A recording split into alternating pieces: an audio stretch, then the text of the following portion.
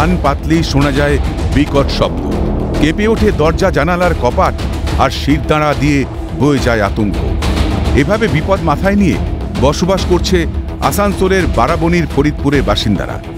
Eastern coalfield লিমিটেডের খোলামুখ কয়লা খনি তৈরি হচ্ছে, যার জন্য নিত্যদিন ফাটানো হচ্ছে ডিনামাইট। ফলে ঘরবাড়িতে দেখা দিচ্ছে ফাটল, শুকিয়ে কাঠ হয়ে গেছে কুয়োর জল। ধসের কারণে বিপদের আশঙ্কায় বন্ধ হয়ে গেছে স্কুল, কিন্তু অভিযোগ কোনো ক্ষতিপূরণ নাকি মেলে না।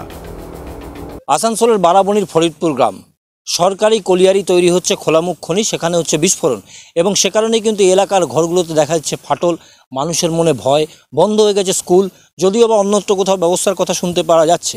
কিন্তু এই জলের দাবিতে, তাদের পুনর্বাসনের দাবিতে, তাদের নিরাপত্তার দাবিতে, তাদের সুরক্ষার দাবিতে আন্দোলন করতে গেলে মানুষ পড়ছে বিপদে, গ্রাম হয়ে পড়ছে পুরুষশূন্য।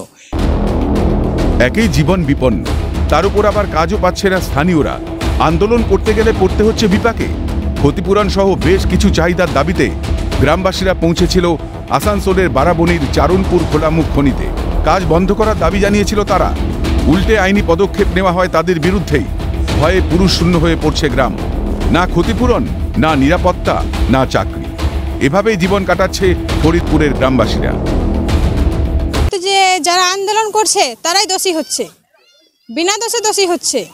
ওদের হাতে তো সব কিছু আছে, ওরা মানে যারা দোষ করেনি তাদের ঘাড়ে দোষটা চাপিয়ে কেস দিয়ে আর করে মানে ফাঁসিয়ে দিচ্ছে পুরো দিক থেকে। আপনারা কি ভয়ে আছেন? ভয় তো থাকতেই হবে, বাড়িতে তো কোনো পুরুষই থাকে না। আমরা চাচ্ছি খালি বাড়ির জন্য আর স্কুল, জলের ব্যবস্থা, আর কিছু বেকার মানুষদের জন্য কাজ। স্কুল কি বন্ধ হয়ে গেছে? স্কুল পুরো বন্ধ হয়ে গেছে। তাহলে বাচ্চাদের পড়াশোনা এখন ঘরে আছে। শুধু তাই নয়, গ্রামবাসী জানাচ্ছে দাদা ছাড়া নাকি এখানে কোনো কিছুই হয় না। কোম্পানি নয়, দাদা বললেই হয় চাকরি, দাদা বললেই নাকি মেলে ক্ষতিপূরণ। ভয়ে ভক্তিতে দাদাই ভরসা। কেই দাদা? গ্রামবাসীদের কথায় বারাবণী পঞ্চায়েতের সভাপতি অসিত সিং ছাড়া অনুমতি মিললেই প্রশাসনও কাজ করে না। না হলে চাকরি তো দূরস্থ, গ্রামে জলটুকুও নাকি পৌঁছয় না। দু চারজনকে দিয়েছে, তো কোম্পানির থ্রু থেকে হয় নাই। দাদা বলিছে তবে চাকরি হয়েছে। দাদা যাকে সিলেক্ট করবে সে কোম্পানিতে চাকরি পাবে। দাদা সিলেক্ট না করা পর্যন্ত কোম্পানিতে চাকরি পাবে না।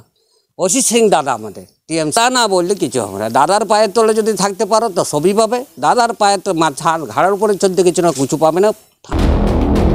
এদিকে বারাবণীর পঞ্চায়েত সভাপতি অসিত সিং এর কথায় এলাকায় আগে কয়লা খনি হয়নি, তাই একটু সমস্যা হয়। শীঘ্রই সমস্যার সমাধানের আশ্বাস দিয়েছেন তিনি। মাইনিস চলতে গেলে ছোটোখাটো ঝামেলা আসেই, কোনো বিরাট ঝামেলা হয়নি, ছোটোখাটো একটা ঝামেলা বিক্ষোভ এসেছে, এবং ইসিএল এবং প্রশাসনে আমরাও চেষ্টা করছি যাতে এটা শর্ট আউট হয়ে যায়। আশ্বাস মিললেও গ্রামবাসীদের চোখে মুখে ভয়ের ছাপ। কখন ভেঙে পড়বে বাড়িঘর, গ্রামে যেন শুধুই বিপদের হাতছানি।